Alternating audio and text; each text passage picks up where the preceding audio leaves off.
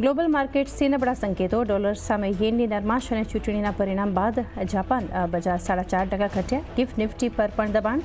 ત્યાં જ US ફ્યુચર્સમાં flat કામકાજ. શુક્રવારે મિશ્ર બંધ થયા હતા અમેરિકાના બજાર.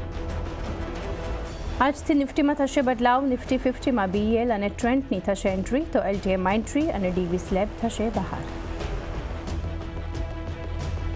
આજે ફોકસમાં રહેશે ફાર્મા કંપનીઓ. બાયોકોનને બેંગલુરુ યુનિટને યુએસ એફડીએ તરફથી મળ્યા 3 અવલોકનો. લ્યુપિનના પિથમપુર પ્લાન્ટમાં પણ મળ્યા 3 અવલોકનો. આ મહિને થઈ હતી તપાસ. એમસેક્સ બાદ એનએસસી અને બીએસસીમાં પણ ઓક્ટોબરથી ટ્રાન્ઝેક્શન ફીઝમાં નવી ફ્રેમવર્ક થશે લાગુ. સેબીના આદેશ મુજબ હવે કેશ અને એફએન્ડોમાં બેન્ડને બદલે ફિક્સ્ડ ચાર્જ લાગશે. અને સેબી બોર્ડની આજથી મહત્વની બેઠક. સૂત્રો મુજબ એફએન્ડો એક્સપાયરીના નિયમોમાં બદલાવ પર આવી શકે છે નિર્ણય. ઇનસાઇડર ટ્રેડિંગ નિયમોમાં પણ વધી શકે છે મર્યાદા.